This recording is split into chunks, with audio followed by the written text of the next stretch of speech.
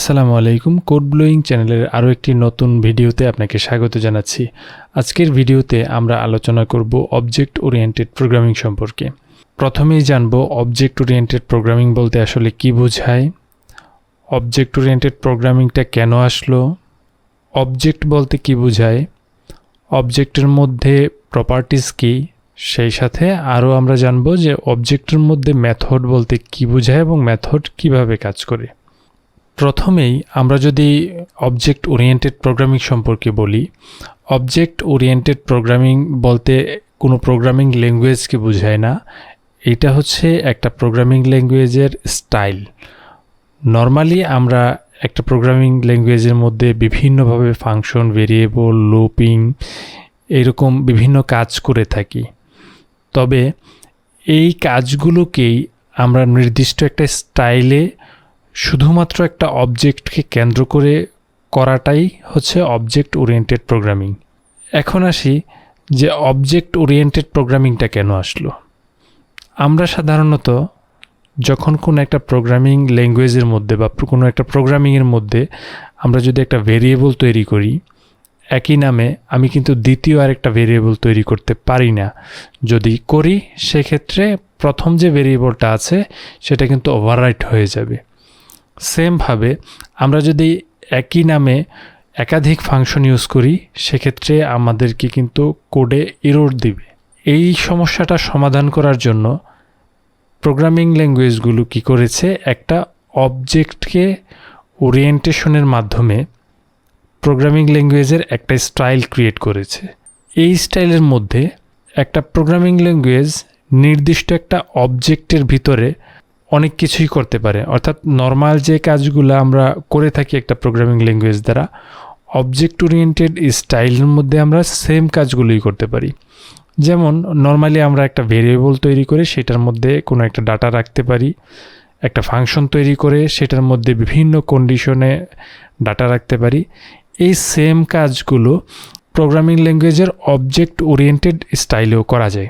যেমন আমি যদি এক্সাম্পল হিসেবে বলি যে একটা মানুষকে যদি আমি অবজেক্ট হিসেবে কল্পনা করি, সেক্ষেত্রে এই মানুষটাকে নিয়ে যা কিছু করা প্রয়োজন, অবজেক্ট ওরিয়েন্টেড প্রোগ্রামিং কী করবে, এই মানুষটাকে অবজেক্ট ধরে তার সমস্ত যে বিষয়াদি আছে বা সমস্ত যে ফাংশনাল কাজগুলো আছে সেই কাজগুলো করে থাকবে। অর্থাৎ এইখানে প্রোগ্রামিং ল্যাঙ্গুয়েজটা যেহেতু একটা অবজেক্টকে কেন্দ্র করে বাকি কাজগুলো করছে, এই জন্য এই স্টাইলটাকে মূলত বলা হয় অবজেক্ট ওরিয়েন্টেড প্রোগ্রামিং।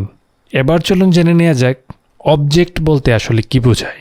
যেমন আমাদের কম্পিউটারটাকে যদি একটা অবজেক্ট হিসেবে চিন্তা করি, একটা কম্পিউটারের কী রয়েছে, একটা মনিটর রয়েছে, র্যাম রয়েছে, প্রসেসর রয়েছে, এরকম বিভিন্ন যে অংশগুলো রয়েছে, যে অংশগুলো দ্বারা কম্পিউটারটা আসলে গঠিত হয়েছে, এই যে অংশগুলো রয়েছে এই অংশগুলোকে বলা হয় প্রপার্টিজ। এখন এই কম্পিউটারের মাধ্যমে আমরা কি করতে পারি? কম্পিউটারের মাধ্যমে আমরা মুভি দেখতে পারি, কম্পিউটারের মাধ্যমে আমরা বিভিন্ন প্রোগ্রামিং ল্যাঙ্গুয়েজ বা কোডিং করতে পারি, আমরা গ্রাফিক্স ডিজাইন করতে পারি, MS ওয়ার্ডের মাধ্যমে অফিসিয়াল বিভিন্ন কাজ করতে পারি। এই যে কাজগুলো আমরা করতে পারছি, এই কাজগুলো করাটাকেই যে মাধ্যমে করা হয়, এই যে কম্পিউটার যে এই কাজগুলো করতে পারছে এই বিষয়টাকেই বলা হয় মেথড। এখন আমরা যদি আরেকবার একজন মানুষের এক্সাম্পলে চলে যাই, ধরুন একটা মানুষ যদি অবজেক্ট হয়, তাহলে এই মানুষটার দুইটা হাত আছে, দুইটা পা আছে, দুইটা চোখ আছে, এরকম বিভিন্ন কিছু আছে। এই জিনিসগুলোকেই অবজেক্ট ওরিয়েন্টেড প্রোগ্রামিংয়ের ভাষায় বলা হয় প্রপার্টিজ।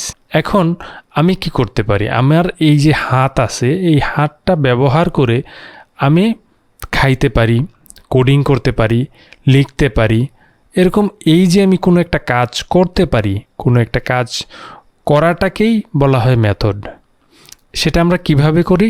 আমরা যদি PHP প্রোগ্রামিংয়ের মাধ্যমে অবজেক্ট ওরিয়েন্টেড প্রোগ্রামিংটা করি, সেক্ষেত্রে আমাদেরকে একটা ক্লাস ডিফাইন করতে হবে। অর্থাৎ এই ক্লাসটাই মূলত অবজেক্ট। আমি পরবর্তীতে এই ক্লাস নিয়ে একদম প্র্যাকটিক্যালি আপনাদেরকে দেখানোর চেষ্টা করব।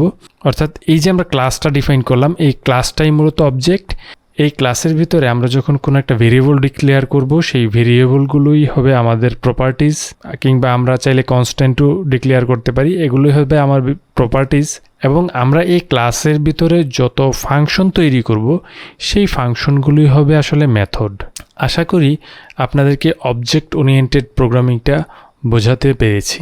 পরবর্তী ভিডিওতে আমরা একদম প্র্যাকটিক্যালি কিভাবে অবজেক্ট ওরিয়েন্টেড প্রোগ্রামিং নিয়ে কাজ করতে হয়, সেই বিষয়গুলো PHP প্রোগ্রামিংয়ের মাধ্যমে আপনাকে দেখানোর চেষ্টা করব। সেই পর্যন্ত সবাই ভালো থাকবেন, সুস্থ থাকবেন। আল্লাহ হাফিজ।